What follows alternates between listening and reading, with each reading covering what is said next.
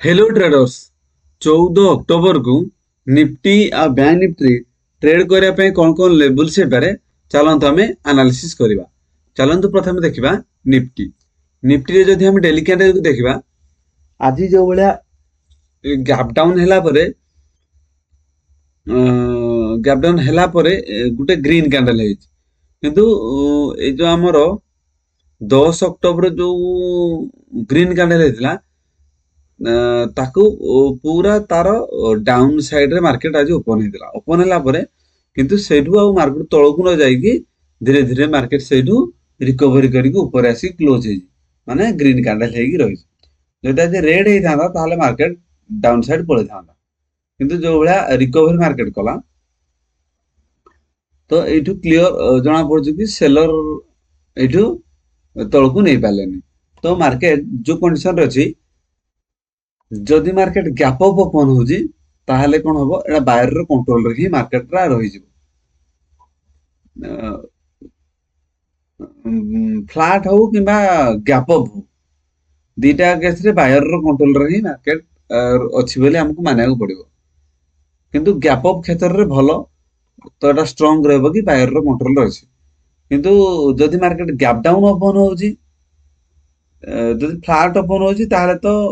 सेटा गोटे कंफ्यूज रहबो मार्केट टू अपसाइड जीवो ना एठू डाउन साइड जीवो सेटा गोटे कंफ्यूज रहबो किंतु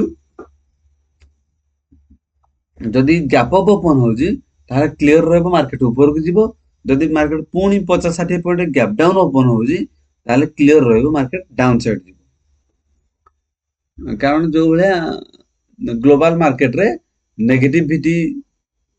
रो माहौल अछि सेठू जदि गैप डाउन ओपन हो जाउची ताहले मार्केट डाउन साइड जिवार पॉसिबिलिटी बहुत बढ़ी जिवो गैप अप ओपन हेले मार्केट ऊपर को जिवो ही जिवो। चलन देखिबा 15 मिनिट टाइम फ्रेम रे हम पई कोन कोन लेवल्स हे पारे जदि हमें 15 मिनिट टाइम फ्रेम रे देखिबा मार्केट कोन करजी आज जो भला गोटे रेंज बाउंड करजी मार्केट एठू हम गोटे रेंज ड्रॉ करथिले 25,150 रु 25,250 मार्केट कौन कह 200 जो 100 पॉइंट रहा ये 100 पॉइंट भितर आम जो लेवल्स ड्र करते एक्जाक्ट से लेवल रे ही मार्केट आज घूरी बुली मार्केट ओपन है ए मिडिल ओपन है मार्केट ऊपर गला सत किंतु आमर एक्जाक्ट 25,250 गोटे जो आम राउंड लेवल आम ड्र करते एक्जाक्ट से जगार मार्केट सेलिंग प्रेशर तलक तापर तळକୁ ଆସିଲା ପରେ ମାର୍କେଟ କଣ କରିଛି ଆମର 25,150 ଆମର ଗୋଟେ ସପୋର୍ଟ ଲେଭେଲ ଥିଲା ସେ ସପୋର୍ଟ ଲେଭେଲକୁ ସପୋର୍ଟ ନେଇକି ମାର୍କେଟ ଉପରକୁ ପୁଣି ଗଲା ଆଜି ଦିନ ସାରା ଏଇ ଗୋଟେ ରେଞ୍ଜ ଭିତରେ ଓପନ ରହିକି ମାର୍କେଟ ଅପସାଇଡ ରେ ଯାଇ କ୍ଲୋଜ ହେଇଛି ଯଦି ମାର୍କେଟ କାଲି ଗ୍ୟାପ ଅପ ଓପନ ହେଇଯାଉଛି ତାହେଲେ ସେ କଣ କରିବ 25,250 ଆଉ ଆଜିର ଆମର କ୍ଲୋଜିଂ ସେ ଦିଟାକୁ ମାର୍କେଟ ସପୋର୍ଟ ଭଳିଆ କାମ କରିକି ମାର୍କେଟ ଉପରକୁ ଯିବ जदि फ्लैट ओपन होजी ताहले पुनी ए रेंज भितर मार्केट टा रही जिवो ए रेंज जेमते आज रेंज रहला सेमते रेंज भितर रही जदि मार्केट गैप डाउन ओपन हो जाउची मिनिमम गैप डाउन होबा दरकार 25,150 तळे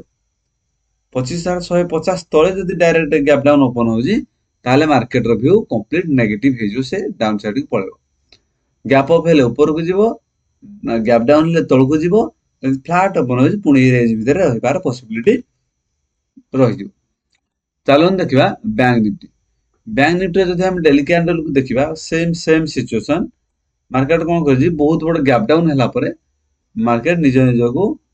कंट्रोल करके पुणी बायर रो कंट्रोल रे मार्केट रही जाइछि नेक्स्ट जदि गैप डाउन ओपन होजी ताहले सेम ये रहइबो एनालिसिस जदि गैप डाउन ओपन होजी मिनिमम एटा 100 पॉइंट वाला जदि गैप डाउन ओपन होजी मार्केट कोन करिवो डाउन साइड को पळेबो जदि 100 पॉइंट वाला गैप अप ओपन होजी ताले मार्केट अप साइड मूव करिवो जदि फ्लैट ओपन होजी ताले मार्केट पुनी एई रेंज भितरे